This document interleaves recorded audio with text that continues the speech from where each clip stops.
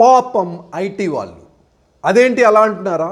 IT వాళ్ళకున్న problems, వాళ్ళు తీసుకునే స్ట్రెస్, వాళ్ళు పడే కష్టాలు, వర్క్ లైఫ్, పర్సనల్ లైఫ్, వాళ్ళ ట్రావెల్, ట్రాఫిక్, బాస్, అన్ని కష్టాలు ఐటీ వాళ్ళకే ఉన్నాయి.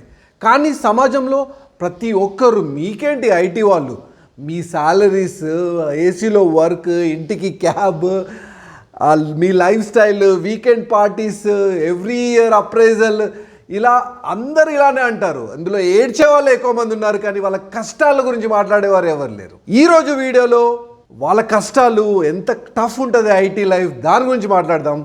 నమస్కారం మిత్రులారా, ఎలా ఉండరు మీరందరూ? వెల్కమ్ టు మన Telugu monk channel. Let's get into the video. ఈలోపు please subscribe. Thank you. IT వాళ్ళ లైఫ్ ఎలా స్టార్ట్ అవుతుందో ఈ ఫ్లో చార్ట్లో చూద్దాం. ఐటీ వాళ్ళ జర్నీ, ఇంజనీరింగ్ పీజీ డిగ్రీ తర్వాత క్యాంపస్ సెలెక్షన్ ఉంటుంది. ఈ క్యాంపస్ సెలెక్షన్లో అవ్వలేదనుకోండి, ఆన్ ద రోడ్స్. వీళ్ళ లొల్లి వేరు, ఇంకో వీడియో చేద్దాం. సో క్యాంపస్ సెలెక్షన్లో సెలెక్ట్ అయితే ఇంట్లో ఫుల్ సెలబ్రేషన్స్. అప్పుడు ఇంకా ప్రాబ్లమ్స్ స్టార్ట్. వీళ్ళని ఫస్ట్ ట్రైనింగ్లో పడేస్తారు. ఈ ట్రైనింగ్స్ 3 to 6 months ఉంటుంది, బేస్డ్ ఆన్ ద కంపెనీ. ఈ ట్రైనింగ్లో మళ్ళీ 2 అవుతాయి. ట్రైనింగ్లో తర్వాత టెస్ట్ పెడతారు. టెస్ట్లో ఫెయిల్ అయ్యారనుకోండి, బెంచ్. ఇదొక మహాభూతం.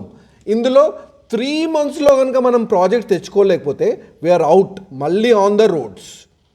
ఈ టెస్ట్లో పాస్ అయిన తర్వాత ప్రాజెక్ట్ అలొకేషన్ ఉంటుంది. ఇలా ఉంటుంది, ఇలా స్టార్ట్ అవుతుంది ఐటీ వాళ్ళ జర్నీ.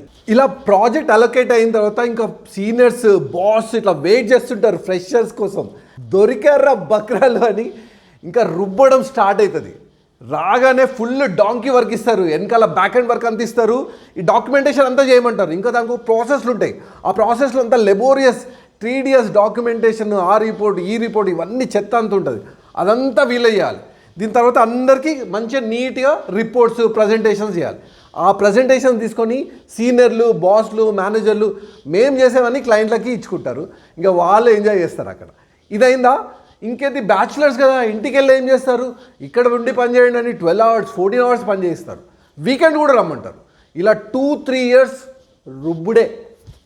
ఇప్పుడు సెకండ్ ఏంటంటే బాస్. బాస్లో గుడ్ బాస్ ఉండొచ్చు, బ్యాడ్ బాస్, సాడిస్ట్ బాస్ ఉండొచ్చు. ఇది మన లక్ మీదనే ఉంటుంది. ఒకవేళ మంచి బాస్ దొరికాడు అనుకోండి, ఆ బాస్కి ఒట్టి వర్క్తోనే పని ఉంటుంది. వర్క్ అయిపోయిందా వెళ్ళిపోమంటాడు, యూ టేక్ హాలిడేస్. ఆయనకి ఏం లేదు, ఇంకా స్కిల్స్ నేర్చుకోవడానికి ఎంకరేజ్ చేస్తాడు. క్లయింట్లో వాళ్ళని పూజ చేస్తాడు, ప్రజెంటేషన్ స్కిల్స్ ఇవన్నీ ఇంప్రూవ్ చేసుకోవడానికి.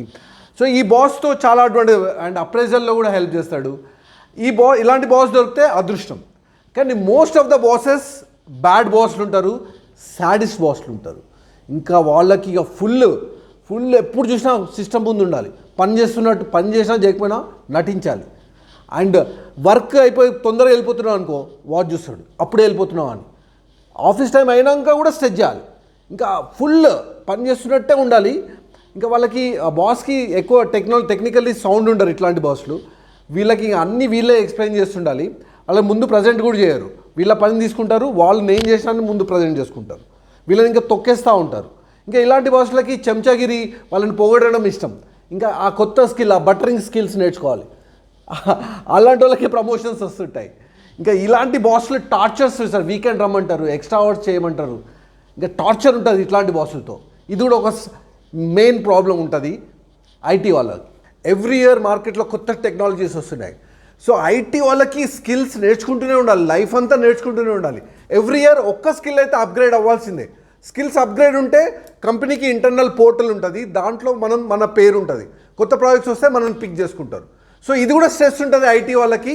వాళ్ళని ఎప్పుడు అప్గ్రేడ్ చేస్తూ ఉండాలి. అంటే ఇప్పుడు మన ఉన్న ప్రాజెక్ట్ పని చేస్తుండాలి, ఇంట్లో మేనేజ్ చేస్తుండాలి, కొత్త స్కిల్ నేర్చుకోవాలి. చూడండి ఎంత కష్టం ఉంటుందో ఐటీ వాళ్ళకి. Next big problem EMIs. Car EMI, ఇల్లు ఈఎంఐ. ఇలా ఈఎంఐ ఒకసారి తీసుకుంటే అంతే. ఇంకా ఆ స్ట్రెస్ ఉంటుంది. జాబ్ పోకుండా మనం కాపాడుకోవాలి, సో దట్ మనం ఈఎంఐ కట్టాలని. సో అది ఇంకా పెద్ద టార్చర్, పెద్ద స్ట్రెస్.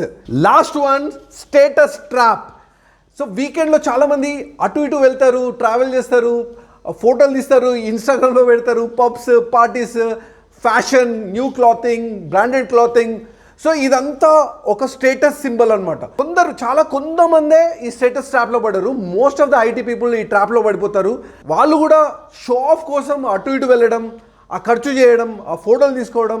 ఎందుకంటే వీకెండ్ తర్వాత మండే వస్తుంది కదా, ఆ మండే ఇదే డిస్కషన్ ఉంటుంది. ఏం చేసినావు, అటు వెళ్ళినావా, ఇటు వెళ్ళినావా, అక్కడ బాగుంది, ఇక్కడ బాగుంది, ఆ పబ్ ఈ పబ్, ఇదే లొల్లి ఉంటుంది మండే రోజు. సో దానికోసం వీళ్ళు ఖర్చు చేయాల్సి వస్తుంది. ఇది ఇంకో లొల్లి. ఇన్ని ప్రాబ్లమ్స్ ఉన్నాయి వాళ్ళకి. అందుకే పాపం ఐటీ వాళ్ళు. సమాజంలో అందరూ ఐటీ వాళ్ళని హేళన చేయకండి, వాళ్ళ మీద ఏడవకండి ప్లీజ్. వాళ్ళకు ఉన్న కష్టాలు అంతో ఇంతో కాదు, చాలా కష్టపడుతున్నారు. కష్టపడి సంపాదించుకొని వాళ్ళతోనే మన ఎకానమీ ముందుకు వెళ్తుంది. సో వాళ్ళని ఎంకరేజ్ చేయండి, వాళ్ళకి సపోర్ట్ చేయండి సాధ్యమంతా, కానీ వాళ్ళని హేళన చేయకండి. ఇదే నా కోరిక. సో ఐటీ వాళ్ళు జిందాబాద్. ఐటీ వాళ్ళ అందరికీ ఈ వీడియో అంకితం.